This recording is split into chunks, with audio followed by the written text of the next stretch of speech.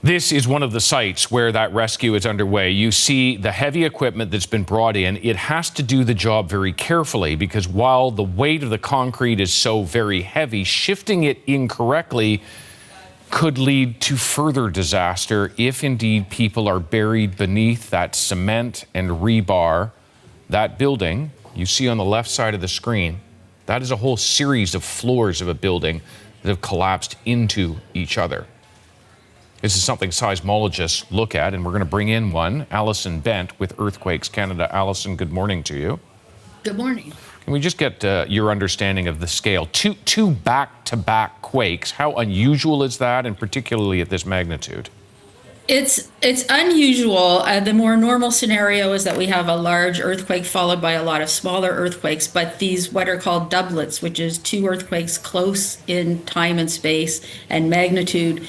So it's almost like a pair of earthquakes. It does happen. The 2023 Turkey earthquakes were also a doublet, but they were a few hours, 9 hours apart. These two are less than a minute apart, so that is a bit unusual. And usually these doublets tend to happen in areas where there's very complex faulting, and one triggers the next one, the other one. We're looking at pictures this morning of buildings where floor is collapsed into floor and so on and so on. What is the actual, what does the shaking itself do in a city like Caracas, which is, unlike Haiti, far more developed, economically compromised society, but a much more developed city?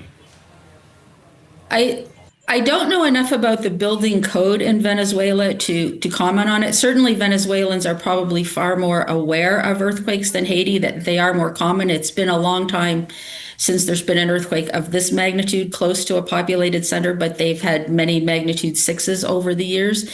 So I would assume they have a better building code, but I don't know for sure. And the other thing to remember is that building codes only apply to buildings that came into effect after the code was developed. So some older buildings may not be built to the same standards. And these are two very large earthquakes, very close. So even well-built buildings don't always survive those as well as we might hope. There have continued to be aftershocks, more than 24, I understand, so far. You'll have a better sense of that, obviously, than I will. But how long does that risk continue? How long it continues usually depends on how big the earthquake is. So for a magnitude 5 earthquake, it might be a few days or weeks. Earthquakes of this magnitude, it will be months and possibly years. The number of aftershocks will rapidly decrease with time, but it could be a long time before the average number of earthquakes or the number of earthquakes per day goes back to what would be considered average. Your counterparts in the United States, the U.S. Geological Survey, does predictive modeling, and they look at, in order to prepare rescue and recovery crews that are going in, what they might be facing. And that modeling presents a harrowing picture, more than 10,000 quite possibly dead. How do they, Yes. Do you know how they come at a number like that? It's based on past experience with comparable earthquakes, and they look at how far the earthquake is from population centers, other risk factors, if they know anything about the buildings. Some areas they definitely know more than others. So it's based on past experience, it's empirical, and they upgrade it as they learn more. But this is simply two very large earthquakes close to large population centers. So there are probabilities, but yes, it's very grim. Allison Bent with Earthquakes Canada, thank you very much for speaking with us this morning.